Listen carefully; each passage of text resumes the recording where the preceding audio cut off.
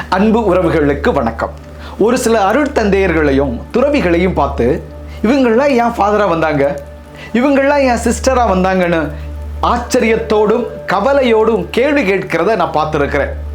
நீங்களும் கூட பார்த்துருக்கலாம் அல்லது கேட்டு இருக்கலாம், ஒருவேளை மறந்து கூட போயிருக்கலாம். யாரை பார்த்து அப்படி கவலையோடு கேட்குறாங்க, ஏன் அவங்க வர்றதை நினச்சி கவலைப்படுறாங்க?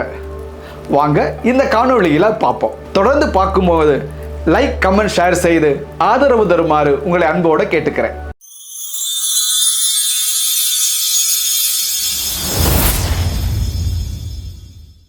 நான் இருக்கிற பிலிப்பைன்ஸ் நாட்டில் ஒரு இளைஞன் நர்சிங் படிக்க போனார். நர்சிங் நல்லா படித்து கோல்டு மெடல் வாங்கிட்டு உயர் படிப்புக்காக லண்டன் போனார். லண்டன்லையும் போய் நல்லா படிச்சுட்டு திரும்ப பிலிப்பைன்ஸ் வந்தவர் மேற்கொண்டு படிக்கிறதுக்கு இத்தாலி போகிறதுக்கான ஏற்பாட்டில் இருந்தார். அப்போ அந்த பங்கு சாமியார், சரி நீ இத்தாலி போகிறதுக்கு அந்த ஏற்பாடுகள்லாம் முடிகிறதுக்கு இன்னும் ஒரு 4-5 மாதம் இருக்குது, அந்த 4-5 மாதத்தில் பங்கில் வந்து கொஞ்சம் உதவி செய்ய, இங்கே இருக்கிற இளம்பெண்களை கொஞ்சம் கட்டமைச்சு இந்த அமைப்பை நல்லா உருவாக்கி கொடுத்துட்டு நீ அப்புறம் இத்தாலிக்கு போன்னு சொன்னார். வந்த நபரும் சரின்னு ஏற்றுக்கிட்டு தொடர்ந்து கோவிலுக்கு வந்தார். இளைஞர்களை அரவணைச்சார், அவங்கள ஒருங்கிணைச்சார், தொடர்ந்து அவங்களோடு கலந்துரையாடினார், நல்ல வழி காட்டினார்.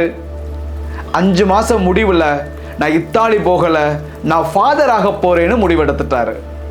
எல்லாருக்கும் ஆச்சரியம், என்னப்பா கோல்டு மெடல் வாங்கின ஆள் நீனு இங்கே திரும்ப லண்டன் போய் லண்டனில் மேற்படிப்பு படிச்சுட்டு வந்த அதே ஃபீல்டில் இப்போ திரும்ப நர்சிங்கில் இன்னும் மேலே போகிறதுக்கு இத்தாலி போக போகிற, இந்த நேரத்தில் நீ ஃபாதராக போறியேன்னு கேட்டாங்க. இல்லை கடவுள் என்னை அழைக்கிறத நான் இப்போ தான் உணர்றேன்னு சொல்லிட்டு அவர் குரு மடத்தில் சேர்ந்தார். 2 ஆண்டுகளுக்கு முன்பதாக அவர் குருவாகவும் திருநிலைப்படுத்தப்பட்டார். இப்போ வர சிலர் கேட்கிற கேள்வி, இவ்வளவு தூரம் படிச்சுட்டு நீ ஆயா சாமியாரா போன? தமிழ்நாட்டில் முதுகலை கல்வி நான் படிச்சுக்கிட்டு இருக்கையில் அந்த கல்லூரியில் புதிதாக குருப்பட்டம் வாங்கி ஒரு ஃபாதர் வந்தார். அவர் திருப்பலி நிறைவேற்றிட்டு போன பிறகு அங்கே என்னோட வகுப்பில் இருந்த தோழிகள் கேட்டாங்க, ஃபாதர் இன்னைக்கு திருப்பலி வச்சார்ல, அவ்வளவு ஹேண்ட்ஸமாக இருக்கிறாரு, ஆள் சூப்பராக இருக்கிறார் பார்க்குறதுக்கு, அவரெல்லாம் எதுக்கு ஃபாதராக ஆனாருன்னு கேட்டாங்க. ஒரு கவலை அவங்களுக்கு, இவரெல்லாம் ஏன் ஃபாதர் ஆகிறாருன்னு. 3வதா, எனக்கு தெரிஞ்ச குடும்பத்தில் இருந்த ஒரு பொண்ணு துறவு மடத்தில் சேர்ந்து இன்னைக்கு அருட்சகோதரியாக ஆயிட்டாங்க. நம்ம அவங்கள பார்த்தோம்னா இந்தியக்காரங்கன்னு சொல்ல மாட்டோம், தமிழ்நாட்டுக்காரங்கன்னு சொல்ல மாட்டோம், ஏதோ அமெரிக்கா ஐரோப்பாவில் பிறந்து வளர்ந்தவங்க மாதிரி பார்க்க அவ்வளோ அழகாக இருப்பாங்க. அந்த நாட்டு கலருபடி நம்ம நாட்டு கலர் கொஞ்சம் கூட இருக்காது. அவங்கள பார்த்துட்டு எல்லாரும் கேட்டது, ஏமா நீ இவ்வளோ அழகாக இருக்கிற, பார்க்குறதுக்கு வெள்ளை வெள்ளேறுன்னு இருக்கிற, நீ ஏமா சிஸ்டராக போனான்னு கேட்டாங்க. ஒவ்வொரு உதாரணங்களையும் பார்த்தோம்னா நல்லா படித்த ஆளை பார்த்து நீ ஏயா ஃபாதராக போனான்னு கேட்குறாங்க. பார்க்க ஹேண்ட்ஸமாக இருக்கிறவரை பார்த்து நீ ஏன் ஃபாதராக போனாயின்னு கேட்குறாங்க. பார்க்க அழகாக இருக்கிற பெண்ணை பார்த்து நீ ஏமா அருட்சகோதரியாக போனாயின்னு கேட்குறாங்க.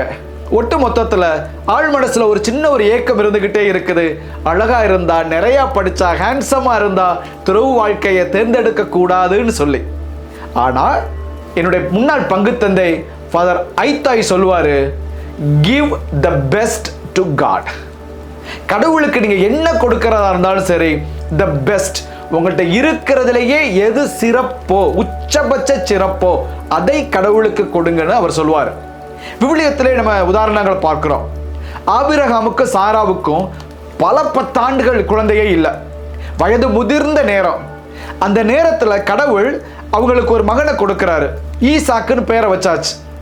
அந்த குழந்தை தான் அவங்களுடைய வாரிசு, அந்த குழந்தை தான் அந்த குடும்பத்து பெயரை சுமந்து போகக்கூடிய எதிர்காலம், அந்த குழந்தை தான் அந்த குடும்பத்தின் அடையாளம். ஆனால் விவிலியத்தில் பார்க்கிறோம், அந்த குழந்தையை வந்து எனக்கு பலிகொடுன்னு கடவுள் கேட்கிறார். 2025ஆம் ஆண்டில் இருக்கிற நமக்கு நல்ல புரிதல் இருக்கிறது. குழந்தையையோ மனிதரையோ மதத்தின் பெயராலோ வேற எந்த நம்பிக்கையின்படியோ பலி கொடுக்க கூடாது என்ற புரிதலும் சட்ட பாதுகாப்பும் நமக்கு இருக்கிறது. ஆனால் 5000 ஆண்டுகளுக்கு முன்பு அப்போதே இருந்த ஒரு நம்பிக்கைப்படி கடவுள் அந்த குழந்தையை பலி கொடுக்குமாறு ஆபிரகாமிடம் கேட்கிறார். தவமிருந்து அந்த ஆண்டவருடைய அருளால், ஆண்டவருடைய வாக்குறுதியின்படியே பிறந்த குழந்தை அது ஈசாக். அந்த மகனை பலி கொடுக்க ஆபிரகாம் போகிறார். த பெஸ்ட் அவர்கிட்ட இருப்பதே அதுதான், அவருடைய அடையாளம், அவருடைய எதிர்காலம், அவருடைய சந்ததி. ஆனாலும் கூட கடவுள் அந்த மகனை பலிகொடு என்று கேட்ட பொழுது கடவுளுக்காக த பெஸ்ட், த சிறப்பான ஒன்றை கொடுக்க வேண்டும் என்று சொல்லி ஈசாக்கை அழைத்து போகிறார், பலி கொடுக்க தயாராகிறார்.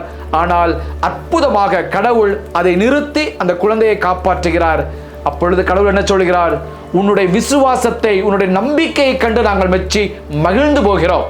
எனவே உம்முடைய வாரிசானது வான்வெளி விண்மீன்களைப் போலவும் கடற்கரை மணல்களைப் போலவும் பறந்து விரிந்து இருக்கும், எண்ண முடியாத அளவிற்கு உனது பாரம்பரியம் என்றென்றும் நீடித்திருக்கும் என்று ஆசீர்வாதமாக கடவுள் சொல்கிறார்.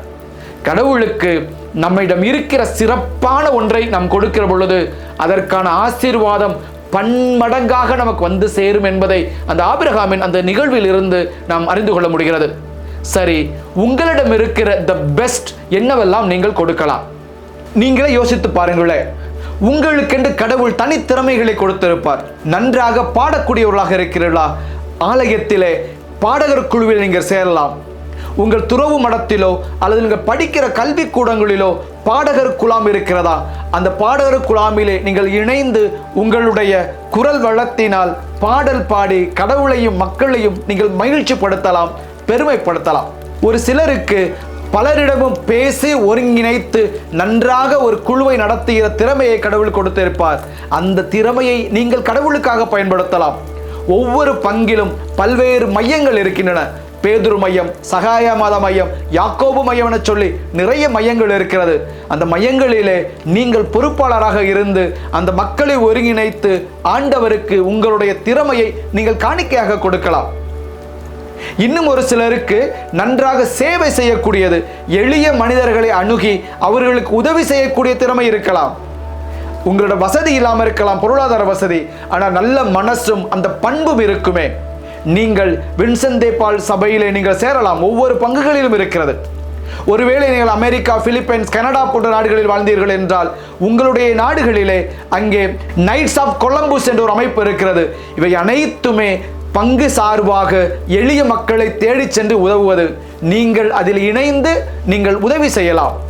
உங்கள் பொருளாதார உதவி, உங்களுடைய நேர உதவி, ஒருங்கிணைக்கிற உதவி, நன்றாக பாடுகிற உதவி, முதல் வாசகம் இரண்டாம் வாசகம் வாசிக்கிற உதவி என சொல்லி உங்களுடைய திறமையை நீங்கள் ஆண்டவருக்காக நீங்கள் கொடுக்கலாம். The best quality, the best what you have. உங்களிடம் இருக்கிற இந்த சிறப்பான ஒன்றை நீங்கள் கடவுளுக்கு கொடுக்கலாம். அது மட்டும் அல்லாமல் நம் ஒவ்வொருவரிடமும் ஃபேவரிட் சின்ஸ் என்று ஒன்று இருக்கிறது. அதாவது சில பாவங்களை நாம் ரசித்து செய்து கொண்டிருப்போம். ஒவ்வொரு முறையும் பாவ சங்கீர்த்தனம் போகிற பொழுது அந்த பாவத்தை மீண்டும் மீண்டும் சொல்லுவோம். பொய் சொன்னதாக இருக்கலாம், திருடியதாக இருக்கலாம், நேர்மையாக இல்லாததாக இருக்கலாம், மீண்டும் மீண்டும் சொல்லுவோம் அதை. அப்படி என்றால் அது நம்முடைய ஃபேவரிட் சின்ஸ், நாம் ரசித்து செய்கிற பாவங்கள். அந்த ரசித்து செய்கிற பாவங்களை ஆண்டவருக்காக நாம் விட்டு விடுவதும் கூட ஆண்டவருக்கு நாம் கொடுக்கிற சிறந்த பரிசு, த பெஸ்ட் கிஃப்ட். அது திருடுவது, பொய் சொல்லுவது, தேவையற்ற படங்களை பார்ப்பது, தகாத உறவுகளில் இருப்பது, பிறரை வஞ்சிப்பது, பிறர் குறித்த அவதூறுகளை பரப்புவது என சொல்லி உங்கள் மனசாட்சிக்கு தெரிந்த உங்களுக்கான சில பாவங்கள் இருக்கின்றன. அதை மீண்டும் மீண்டும் செய்து கொண்டே இருப்பீர்கள். அவற்றை விட்டு விலகி வந்து நீங்கள் ஆண்டவரோடு ஐக்கியமாவதும் கூட நீங்கள் ஆண்டவருக்கு கொடுக்கிற சிறப்பான பரிசு, த பெஸ்ட் கிஃப்ட். எனவே அன்புக்குரியவர்களே, உங்களிடம் இருக்கிற நற்குணங்களை ஆண்டவருடைய மகிமைக்காக நீங்கள் பயன்படுத்துவதும் சரி, உங்களிடம் இருக்கிற தீய குணங்களை ஆண்டவருக்காக விட்டு விடுவதும் சரி, இரண்டுமே நீங்கள் ஆண்டவருக்கு கொடுக்கிற மிகச்சிறந்த பரிசு, த பெஸ்ட் கிஃப்ட். அதை செய்கிற பொழுது நாம் ஆசீர்வதிக்கப்படுகிறோம். நம்முடைய குடும்பமும் பிள்ளைகளும் பிள்ளைகளின் பிள்ளைகளும் நிறைவாக ஆசீர்வதிக்கப்படுவார்கள். ஆண்டவர் அதை உறுதிப்படுத்த இருக்கிறார். ஆண்டவரின் ஆசீர்வாதத்தோடு தொடர்ந்து பயணிப்போம். ஆசீர்வாதத்தை பெற்றுக்கொண்டு மற்றவர்களுக்கும் ஆசீர்வாதமாய் வாழ்வோம். இந்த நாளில் நீங்கள் நலமோடு மகிழ்ந்திருக்க இறைவன் உங்களை ஆசீர்வதிப்பாராக. God bless you.